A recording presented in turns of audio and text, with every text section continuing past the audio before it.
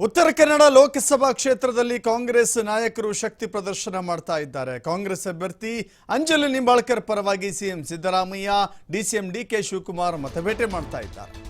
ಕೇಂದ್ರ ಸರ್ಕಾರದ ವಿರುದ್ಧ ಸಿಎಂ ಸಿದ್ದರಾಮಯ್ಯ ವಾಗ್ದಾಳಿ ಮಾಡಿದ್ದಾರೆ.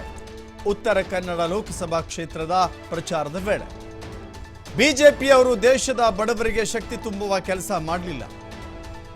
ನರೇಂದ್ರ ಮೋದಿ ಈವೆಂಟ್ ಮ್ಯಾನೇಜರ್ ಅಷ್ಟೇ, ಒಬ್ಬ ನಾಟಕಕಾರ. ಉದ್ಯೋಗ ಕೇಳಿದ್ರೆ ಪಕೋಡ ಮಾರಿ ಅಂತಾರೆ. ಪ್ರಧಾನಿ ಕುರ್ಚಿಗೆ ನರೇಂದ್ರ ಮೋದಿ ಯೋಗ್ಯರಲ್ಲ ಅಂತ ವಾಗ್ದಾಳಿ ಮಾಡಿದ್ದಾರೆ. ಬಿಜೆಪಿಯವರು ಮತ ಕೇಳಲಿಕ್ಕೆ ಬಂದಾಗ 15 ಲಕ್ಷ ರೂಪಾಯಿ ಎಲ್ಲಿ ಅಂತ ಕೇಳಬೇಕು.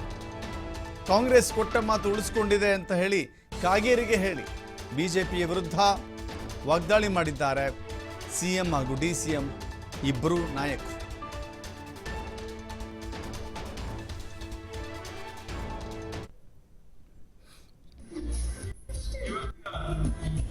ಕಾಂಗ್ರೆಸ್ ಕಾರ್ಯಕರ್ತರ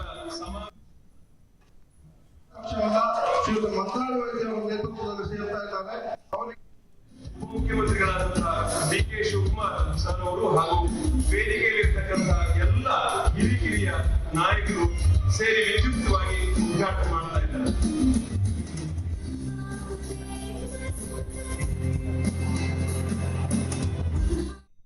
ರಾಜ್ಯದ ಜನ ಕೇಳ್ತಾ ಇದ್ದಾರೆ, ನರೇಂದ್ರ ಮೋದಿಯವರು ಒಬ್ಬ ಒಳ್ಳೆ ನಾಟಕಕಾರ, ಈವೆಂಟ್ ಮ್ಯಾನೇಜರ್ ಅಷ್ಟೇನೆ, ಬರೀ ಸುಳ್ಳು ಹೇಳೋದು. ಯಾವುದಾದ್ರೂ ಕೂಡ ಅವರು ಪ್ರಧಾನಮಂತ್ರಿ ಆಗಕ್ಕಿಂತ ಮುಂಚಿತವಾಗಿ ಹೇಳಿದ್ದಂತ ಯಾವುದಾದ್ರೂ ಭರವಸೆ ಈಡೇರಿಸತಕ್ಕಂಥ ಪ್ರಯತ್ನವನ್ನ ಮಾಡಿದ್ದಾರ? ನೀವು ಯೋಚನೆ ಮಾಡಿ. ದೇಶದಲ್ಲಿ ಕಪ್ಪು ಹಣ ಇದೆ. ಅನೇಕ ಜನ ಕಾಂಗ್ರೆಸ್ನ ಲೀಡರ್ಗಳು ಲೂಟಿ ಮಾಡುವಲ್ಲಿ ಇಟ್ಟಿದ್ದಾರೆ ದುಡ್ಡನ್ನ, ವ್ಯಾಪಾರಿಗಳು ಇಟ್ಟಿದ್ದಾರೆ ದುಡ್ಡನ್ನ, ಕೈಗಾರಿಕೋದ್ಯಮಿಗಳು ದುಡ್ಡು ಇಟ್ಟಿದ್ದಾರೆ, ಬಂಡವಾಳಶಾಹಿಗಳಲ್ಲಿ ದುಡ್ಡಿದ್ದಾರೆ. ಅದನ್ನು ತಗೊಬಂದು ಎಲ್ಲರೂ ಕೂಡ 15 ಲಕ್ಷ ಅವ್ರ ಅಕೌಂಟ್ಗೆ ಜಮಾ ಮಾಡ್ತೀನಿ ಅಂತ ಹೇಳಿದ್ರು. ಇಲ್ಲಿ ಮಹಿಳೆಯರು ಹೆಚ್ಚು ಜನ ಇದ್ದೀರಿ, ಪುರುಷರು ಕೂಡ ಇದ್ದೀರಿ. ನಿಮ್ಗೆ ಯಾರಿಗಾರು 15 ಲಕ್ಷ ರೂಪಾಯಿ ಬಂದಿದೆಯಾ? ಬಂದಿದ್ರಮ್ಮ? ಬರ್ಲಿಲ್ಲ. 2 ಕೋಟಿ ಉದ್ಯೋಗಗಳನ್ನ ಸೃಷ್ಟಿ ಮಾಡ್ತೀನಿ ಅಂತಂದ್ರು. ವರ್ಷಕ್ಕೆ 2 ಕೋಟಿ ಉದ್ಯೋಗ. ನಿರುದ್ಯೋಗ ಇದೆ ಈ ದೇಶದಲ್ಲಿ. ನಿರುದ್ಯೋಗಿ ಪದವೀಧರರಿದ್ದಾರೆ, ನಿರುದ್ಯೋಗಿ ವಿದ್ಯಾರ್ಥಿಗಳಿದ್ದಾರೆ. ಇವ್ರಿಗೆಲ್ಲರಿಗೂ ಕೂಡ ಕೆಲಸ ಕೊಡ್ಲಿಕ್ಕೋಸ್ಕರ ವರ್ಷಕ್ಕೆ 2 ಕೋಟಿ ಉದ್ಯೋಗಗಳನ್ನು ಸೃಷ್ಟಿ ಮಾಡ್ತೀನಿ ಎಂದರು. 10 ವರ್ಷದಲ್ಲಿ ನರೇಂದ್ರ ಮೋದಿಯವರೇ 20 ಕೋಟಿ ಉದ್ಯೋಗಗಳನ್ನು ಸೃಷ್ಟಿ ಮಾಡಿ ನಿರುದ್ಯೋಗಿ ಯುವಕರಿಗೆ ಕೊಡಬೇಕಾಗಿತ್ತು. ಆದರೆ 10 ವರ್ಷಗಳಾದರೂ ಕೂಡ ಇದನ್ನ ಈಡೇರಿಸಲಿಕ್ಕೆ ಸಾಧ್ಯ ಆಗಲಿಲ್ಲ. ನಿರಂತರವಾಗಿ ಕಾಂಗ್ರೆಸ್ ಗೆದ್ದು ಬಂದಿದೆ.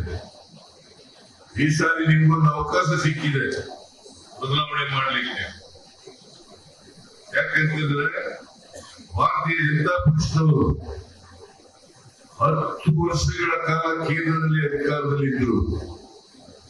10 ವರ್ಷಗಳಲ್ಲಿ ಕರ್ನಾಟಕಕ್ಕಾಗಲಿ ದೇಶದ ಬಡವರಿಗಾಗಲಿ ಅವರಿಗೆ ಶಕ್ತಿ ತುಂಬತಕ್ಕಂಥ ಕೆಲಸವನ್ನ ಮಾಡಲಿಲ್ಲ. ಬಡವರ ಕಷ್ಟ ಸುಖ ಏನು ಅಂತ ಕೇಳಲಿಲ್ಲ. ಭಾರತೀಯ ಜನತಾ ಪಕ್ಷದವರು ಮತ್ತೆ ನರೇಂದ್ರ ಮೋದಿ ಅವರು ಹೇಳ್ತಾ ಇದ್ರು, ಕರ್ನಾಟಕದಲ್ಲಿ ಬಿಜೆಪಿ ಸರ್ಕಾರ, ಕೇಂದ್ರದಲ್ಲಿ ಬಿಜೆಪಿ ಸರ್ಕಾರ, ಎರಡೂ ಕಡೆ ಸರ್ಕಾರ ಇದ್ರೆ, ಒಂದೇ ಸರ್ಕಾರ ಇದ್ರೆ ಡಬಲ್ ಇಂಜಿನ್ ಸರ್ಕಾರ ಆಗ್ತದೆ. 3 ವರ್ಷ 10 ತಿಂಗಳು ಕರ್ನಾಟಕದಲ್ಲಿ ಬಿಜೆಪಿ ಸರ್ಕಾರ ಇತ್ತು, ಕೇಂದ್ರದಲ್ಲಿ ಸರ್ಕಾರ ಇತ್ತು. ಈ 3 ವರ್ಷ 10 ತಿಂಗಳು ಬಿಜೆಪಿಯವರು ಬರೀ ಲೂಟಿ ಮಾಡಿದ್ರೆ ಹೊರತು ಬಡವರು, ದಲಿತರು ಹಿಂದುಳಿದವರು, ಅಲ್ಪಸಂಖ್ಯಾತರು, ಮಹಿಳೆಯರು, ರೈತರು ಇವ್ರ ಪರವಾಗಿ ಏನು ಕೆಲಸ ಮಾಡಲಿಲ್ಲ. ನರೇಂದ್ರ ಮೋದಿ ಅವರು ಹೇಳ್ತಾರೆ, ಈ ಚುನಾವಣಾ ಸಂದರ್ಭದಲ್ಲಿ ಭಾಷಣ ಮಾಡುವಾಗ ಹೇಳ್ತಾರೆ, ಲೂಟಿ ಹೊಡೆಯತಕ್ಕಂಥ ಗ್ಯಾಂಗ್ ಇದೆ ಈ ಕರ್ನಾಟಕದಲ್ಲಿ, ಕಾಂಗ್ರೆಸ್ನವರು ಲೂಟಿ ಹೊಡೆಯುತ್ತಾರೆ ಅಂತ ಹೇಳಿ. ನಾನು ನರೇಂದ್ರ ಮೋದಿ ಅವರಿಗೆ ಹೇಳ್ತೀನಿ, ನೀವು ಈ ದೇಶದ ಪ್ರಧಾನಮಂತ್ರಿ ಕಾಂಟ್ರಾಕ್ಟರ್ಸ್ ಅಸೋಸಿಯೇಷನ್ ಅವರು, ನಿಮ್ಮ ಬಿಜೆಪಿ ಸರ್ಕಾರಕ್ಕೆ, ಕರ್ನಾಟಕದಲ್ಲಿರ್ತಕ್ಕಂಥ ಬಿಜೆಪಿ ಸರ್ಕಾರಕ್ಕೆ 40% ಕಮಿಷನ್ ಸರ್ಕಾರ ಅಂತ ಕರೆದರು. ಆಗ ನೀವು ಯಾವುದೇ ಪ್ರತಿಕ್ರಿಯೆ ಕೊಡಲಿಲ್ಲ. ಯಾರನ್ನು ಕೂಡ ಬಿಜೆಪಿ ಸರ್ಕಾರ ಕರ್ನಾಟಕದಲ್ಲಿ 40% ಸರ್ಕಾರ ಅಂತೇಳಿ ಜನ ಕರೆಯುವಾಗ, ಕಾಂಟ್ರಾಕ್ಟರ್ಸ್ ಅಸೋಸಿಯೇಷನ್ ಕರೆಯುವಾಗ ನೀವು ಯಾವುದೇ ಪ್ರತಿಕ್ರಿಯೆಯನ್ನು ಕೊಡದೇನೆ ಸುಮ್ಮನೆ ಇದ್ರಿ, ಸಹಿಸ್ಕೊಂಡಿದ್ರಿ. ಅದರರ್ಥ ಭ್ರಷ್ಟಾಚಾರವನ್ನು ಸಹಿಸಿರ್ತಕ್ಕಂಥ ಕೆಲಸವನ್ನು ಮಾಡಿ. ಅದ್ರ ಜೊತೆಗೆ ಇವತ್ತು ಯಾರು ಭ್ರಷ್ಟರು ಇದ್ದಾರೆ ಅವರೆಲ್ಲರೂ ಕೂಡ ಪಕ್ಷಕ್ಕೆ ಸೇರ್ಪಡೆಗೊಳಿಸ್ತಾ ಇದ್ದೀರಿ. ಒಂದು ಕಡೆ ಯಾರು ಮೋಸ ಮಾಡುವುದಿಲ್ಲ. ಇದು ಒಂದು ಪವಿತ್ರವಾದಂತಹ ಭೂಮಿ, ದೇವಸ್ಥಾನಗಳಿದೆ, ಪ್ರವಾಸ ತಾಣ ಇದೆ, ಇತಿಹಾಸ ಇದೆ, ಒಳ್ಳೆ ಜನ, ಸಂಸ್ಕೃತಿ ಇರಂತ ಜನ ಈ ಕಾರವಾರ ಜಿಲ್ಲೆ ಜನ. ಇವತ್ತು ಮತ್ತೆ ಒಬ್ಬ ಹೆಣ್ಣು ಮಗಳನ್ನ ಮತ್ತೊಂದು ಮಾರಾಟ ಆಳುವನ್ನ ಈ ರಾಷ್ಟ್ರದ ನಮ್ಮ ಲೋಕಸಭೆಗೆ ಕಳಿಸ್ಕೊಡ್ತೀನಿ ಅನ್ನೋ ಆತ್ಮವಿಶ್ವಾಸ ಇವತ್ತು ನನಗೆ ಇಟ್ಕೊಂಡು ನಾನು ಈ ಸಂದರ್ಭದಲ್ಲಿ ನಿಮ್ ಮುಂದೆ ಬಂದಿದ್ದೇನೆ. ಬಂಧುಗಳೇ, ಕಾಂಗ್ರೆಸ್ ಪಕ್ಷ ಮಾತ್ರ ನಿಮ್ಮ ಕಷ್ಟಕ್ಕೆ ಸಾಧ್ಯ. ಹೇಳಿ, ಯಾವ್ದಾದ್ರು ಬಿಜೆಪಿ ಯಾವ್ದಾದ್ರು ಒಂದು ಕಾರ್ಯಕ್ರಮದಿಂದ ನಿಮ್ಗೆ ಅನುಕೂಲ ಆಗಿದೆಯಾ? ಒಂದು ಕಾರ್ಯಕ್ರಮ, ಯಾವ್ದಾದ್ರು ಒಂದು ಕಾರ್ಯಕ್ರಮ. ನಾನು ಯಾವಾಗಲೂ ಒಂದು ಮಾತು ಹೇಳ್ತಾ ಇರ್ತೀನಿ, ಕಾಂಗ್ರೆಸ್ ಶಕ್ತಿ, ದೇಶದ ಶಕ್ತಿ. ಕಾಂಗ್ರೆಸ್ ಇತಿಹಾಸ ಈ ದೇಶದ ಇತಿಹಾಸ. ಕಾಂಗ್ರೆಸ್ ಅಧಿಕಾರ ಬಂದ್ರೆ ಎಲ್ಲ ವರ್ಗದ ಜನರ ಅಧಿಕಾರ ಬಂದಂಗೆ. ಈಗ ನಾವು ಜಾತಿ ಮೇಲೆ ಕಾರ್ಯಕ್ರಮ ಕೊಟ್ಟಿದೀವ, ಯಾವ್ದಾದ್ರು ಧರ್ಮದ ಮೇಲೆ ಕಾರ್ಯಕ್ರಮ ಕೊಟ್ಟಿದೀವ? ಈ ಯೋಜನೆಗಳನ್ನ ಏನು, ಈ ಪಂಚ ಗ್ಯಾರಂಟಿಯನ್ನ ಕೊಟ್ಟಿದ್ದೇವೆ, 5 ಗ್ಯಾರಂಟಿಯನ್ನು ಕೊಟ್ಟಿದ್ದೇವೆ. ಎಲ್ಲ ಜಾತಿ, ಎಲ್ಲ ಧರ್ಮಕ್ಕೂ ಕೂಡ. ಹಿಂದೆ ಕಾಂಗ್ರೆಸ್ ಸರ್ಕಾರ ಬಂದಿತ್ತು, ಗುಂಡೂರಾಯರ ಕಾಲದಿಂದ ಬಂದಿತ್ತು, ಎಸ್.ಎಂ. ಕೃಷ್ಣ ಕಾಲ ಬಂದಿತ್ತು, ವೀರೇಂದ್ರ ಪಾಟೀಲ್ ಕಾಲ ಬಂದಿತ್ತು, ಸಿದ್ದರಾಮಯ್ಯ ಕಾಲ ಬಂದಿತ್ತು. ಎಲ್ಲ ವಿವಿಧ ಯೋಜನೆ, ಬಂಗಾರಪ್ಪನ ಕಾಲದಲ್ಲಿ ಆಶ್ರಯ ಯೋಜನೆ ತೆಗೆದುಕೊಂಡು ಬಂದು, ಆರಾಧನಾ ಯೋಜನೆ ತೆಗೆದುಕೊಂಡು ಬಂದು, ಎಲ್ಲ ನಮ್ಮ ಹಳ್ಳಿಯಲ್ಲಿರುವಂತಹ ಸಣ್ಣ ದೇವಸ್ಥಾನ ಗುಡಿಗಳಿಗೆ ಅವತ್ತು ಶಕ್ತಿ ಕೊಡುವಂತ ಕಾರ್ಯಕ್ರಮ ಅವತ್ತು ತೆಗೆದುಕೊಂಡು ಬಂದು, ಹುಡುಗರಿಗೆ ಭೂಮಿ ಕೊಟ್ಟು, ದೇವರಾಜ ಕಾಲದಲ್ಲಿ, ಇಂದಿರಾ ಗಾಂಧಿ ಕಾಲದಲ್ಲಿ ಹುಡುಗರಿಗೆ ಭೂಮಿ ಕೊಟ್ಟು, ಮೊನ್ನೆ ಫಾರೆಸ್ಟ್ ಎಲ್ಲ ಟ್ರೈಬಲ್ಗೆ ಕೊಡಬೇಕು ಅಂತ ತಂದು, 1 ತಲೆಮಾರಿಗೆ ಟ್ರೈಬಲ್, 3 ತಲೆಮಾರಿಗೆ ಜನರಲ್. ಆಮೇಲೆ ಸಿದ್ದರಾಮಯ್ಯ ತೀರ್ಮಾನ ಮಾಡಿ ಹೇಳಿದ್ರು ಎಲ್ಲ ಅಧಿಕಾರಿಗಳಿಗೆ, ಸೂಚನೆ ಕೊಟ್ಟಿದ್ದೇವೆ, ಯಾವ ರೈತರು ಕೂಡ ಫಾರೆಸ್ಟ್ ಅಲ್ಲಿ ಒಕ್ಕಲ ಎದುರಿಸಬಾರದು ಅಂತ ಆದೇಶವನ್ನು ಕೊಟ್ಟಿದ್ದೇವೆ. ಅದನ್ನ ನಾವು ಮುಂದುವರಿಸಿ ಅದಕ್ಕೊಂದು ದೊಡ್ಡ ಕಾನೂನನ್ನು ತರಬೇಕು ಅಂತೇಳಿ ಕೇಂದ್ರ ಸರ್ಕಾರದಲ್ಲಿ ಈ ಒತ್ತಡವನ್ನು ತಂದು ನಿಮ್ಗೆ ರಕ್ಷಣೆ ಮಾಡುವಂತ ಕೆಲಸವನ್ನ ಮಾಡ್ತೇವೆ ಅನ್ನೋ ಮಾತನ್ನ ಈ ಸಂದರ್ಭದಲ್ಲಿ ನಾನು ಹೇಳಿಕೆ ಬಯಸ್ತಾ ಇದ್ದೇನೆ. ನಿಮ್ಮ ಬದುಕು ಹಸನಾಗಬೇಕು ಅನ್ನೋ ದೃಷ್ಟಿಯಿಂದ. ಅದೇ ಅಲ್ಲದೆ ನಿಮ್ಮ ಕರಾವಳಿ ಪ್ರದೇಶ, ಕೊಂಕಣ ಪ್ರದೇಶ, ಈ ಭಾಗದಲ್ಲಿ ಟೂರಿಸಂ ಅನುಕೂಲಕ್ಕೋಸ್ಕರ ಒಂದು ಪ್ರತ್ಯೇಕವಾದಂತಹ ಕರಾವಳಿಯ ಅಭಿವೃದ್ಧಿ ಚಿಂತನೆಯನ್ನ ಮಾಡಿ ಈಗಾಗಲೇ ಸಿದ್ಧತೆಯನ್ನ ಮಾಡ್ಕೊಳ್ತಾ ಇದ್ದೇವೆ.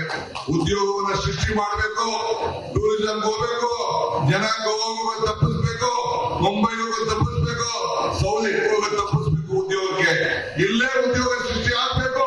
ಅದಕ್ಕೆ ಈಗಾಗಲೇ ಕಾಂಗ್ರೆಸ್ ಪಕ್ಷ ಚಿಂತೆಯನ್ನ ಮಾಡ್ತಾ ಇದೆ. ಆದ್ರಿಂದ ಬಂಧುಗಳೇ, ಈಗ ತಾವು ನಮಗೆ ಶಕ್ತಿ ಕೊಡಬೇಕು. ಈಗ ಕಾಂಗ್ರೆಸ್ ಪಾರ್ಟಿ ಕೇಂದ್ರದಲ್ಲಿ ಅಧಿಕಾರ ಬರೋದು ನಿಶ್ಚಿತ. ನಮ್ಮ ಕಾಂಗ್ರೆಸ್ ಮತ್ತೆ ಇನ್ನ 5 ವರ್ಷ ಇರೋದು ಖಂಡಿತ. ಈ ನಿಶ್ಚಿತವಾದಂತ ಕಾರ್ಯಕ್ರಮದಲ್ಲಿ ಈಗಾಗಲೇ ಸೋನಿಯಾ ಗಾಂಧಿ, ರಾಹುಲ್ ಗಾಂಧಿ ಮತ್ತು ಮಲ್ಲಿಕಾರ್ಜುನ್ ಖರ್ಗೆ ಅವರು ನಾಯಕತ್ವ. ಇವತ್ತು ಮಲ್ಲಿಕಾರ್ಜುನ್ ಖರ್ಗೆ ಅವರು, ರಾಹುಲ್ ಗಾಂಧಿ ಅವರು ತೀರ್ಮಾನ ಮಾಡಿದ್ದಾರೆ, ನಾನು ಮತ್ತೆ ಇನ್ನೊಂದು 5 ಗ್ಯಾರಂಟಿಯನ್ನು ಕೊಡ್ತಾ ಇದ್ದೇನೆ. ಏನು ಇವತ್ತು ಗೃಹಲಕ್ಷ್ಮಿ ಸಿದ್ದರಾಮಯ್ಯ, ಡಿ.ಕೆ. ಶಿವಕುಮಾರ್ದು ಇನ್ನೊಂದು ಮಹಾಲಕ್ಷ್ಮಿ ಯೋಜನೆ. ಏನದು? ರಾಜ್ಯದಲ್ಲಿ ಗೃಹಲಕ್ಷ್ಮಿ ವರ್ಷಕ್ಕೆ 24,000, ಮಹಾಲಕ್ಷ್ಮಿ 1,00,000 ವರ್ಷಕ್ಕೆ ತೀರ್ಮಾನ ಆಗಿದೆ. ಈ ಕಾಲನ್ನ ಮರಮನೆಗೆ ಕಳೆದುಕೊಳ್ತಾ ಇದ್ದಾರೆ. ಖರ್ಗೆ ಅವರು ರಾಹುಲ್ ಗಾಂಧಿ ಇಬ್ರು ಕೂಡ ಸೈನ್ ಮಾಡಿ ಪಕ್ಷದ ಅಧ್ಯಕ್ಷರಾಗಿ ನಮ್ಮ ನಾಯಕರಾಗಿ ಈಗ ಸೈನ್ ಮಾಡಿ ಕಳಿಸ್ಕೊಡ್ತಾ ಇದ್ದಾರೆ. ಆರೋಗ್ಯ ವಿಚಾರದಲ್ಲಿ ನಮ್ಮ ಮಲ್ಕಾಳ ವೈದ್ಯರವರು ಮುಖ್ಯಮಂತ್ರಿಗಳು ನನ್ನ ಹತ್ರ ಮಲ್ಟಿ ಸ್ಪೆಷಾಲಿಟಿ ಹಾಸ್ಪಿಟಲ್ ಕಟ್ಟಲೇಬೇಕು ಅಂತ ಸಂಕಲ್ಪ ಮಾಡಿದ್ದಾರೆ. ನಮ್ಮ ಸಂಪೂರ್ಣವಾದಂತಹ ಬೆಂಬಲ ಮುಂದಿನ ದಿನಗಳಲ್ಲಿ ಇಲ್ಲಿ ಈಗಾಗಲೇ ನಮ್ಮ ಬಜೆಟ್ ಅಲ್ಲಿ ನಮ್ಮ ಪ್ರಣಾಳಿಕೆಯಲ್ಲಿ ನಾವು ಹೇಳಿದ್ದೇವೆ. ಈ ಕುಮಟಾದಲ್ಲಿ ಈ ಭಾಗದಲ್ಲಿ ಒಂದು ಮಲ್ಟಿ ಸ್ಪೆಷಾಲಿಟಿ ಹಾಸ್ಪಿಟಲ್ ತರಲೇಬೇಕು ಅನ್ನೋದನ್ನ ನಿಮ್ಮ ಕೂಗನ್ನ ಈ ಸಂದರ್ಭದಲ್ಲಿ ತನ್ನ ಪರಿಸ್ಥಿತಿಯನ್ನು ನಮ್ಗೆ ಒಪ್ಪಿಕೊಂಡಿದ್ದೇವೆ. ಅದಕ್ಕೋಸ್ಕರ ಈಗ ನಮ್ಮ ಕಾಂಗ್ರೆಸ್ ಪ್ರಣಾಳಿಕೆಯಲ್ಲಿ 25 ಲಕ್ಷ ರೂಪಾಯಿವರೆಗೂ ಕೂಡ ವಿಮೆ ಫ್ರೀ ಇನ್ಸೂರೆನ್ಸ್ ಯಾರು ಕೂಡ ಬಿಲ್ ಕೊಡಂಗಿಲ್ಲ. ನೀವ್ ಹೆಂಗೆ ಪವರ್ ಬಿಲ್ 0 ಬಿಲ್ ಬರ್ತಾ ಇದೆಯೋ ಎಲ್ಲ ಹಾಸ್ಪಿಟಲ್ ಕೂಡ 0 ಬಿಲ್ ಬರುವಂತ ವ್ಯವಸ್ಥೆಯನ್ನ ಕಾಂಗ್ರೆಸ್ ಪಕ್ಷ ಮಾಡ್ತಾ ಇದೆ ಅನ್ನೋ ಮಾತನ್ನ ಈ ಸಂದರ್ಭದಲ್ಲಿ ನಾನು ಬಯಸ್ತಾ ಇದ್ದೇನೆ. ಬಂಧುಗಳೇ, ಕೇಂದ್ರದಲ್ಲಿ ಸರ್ಕಾರ ಬಿಜೆಪಿ ಇತ್ತು. ಒಂದು ಕಾರ್ಯಕ್ರಮ ಹೇಳಿ, ಯಾವ್ದಾದ್ರು ಕೆರೆ ಕಟ್ಟಿದಾರ, ಯಾವ್ದಾದ್ರು ವಿದ್ಯುತ್ ಶಕ್ತಿ ತಯಾರು ಮಾಡುವಂತ ಘಟಕ ಮಾಡಿದಾರ, ಯಾವ್ದಾದ್ರು ಶಾಲೆ ಮಾಡಿದಾರ, ಯಾವ್ದಾದ್ರು ಒಂದು ಫ್ಯಾಕ್ಟರಿ ಮಾಡಿದಾರ, ವಿದ್ಯಾಸಂಸ್ಥೆ ಇದೆಯಾ, ಏನಿದೆ ಹೇಳಿ? ಯಾವ್ದು ಮಾಡಿದ್ರು ಕಾಂಗ್ರೆಸ್ ಸರ್ಕಾರ.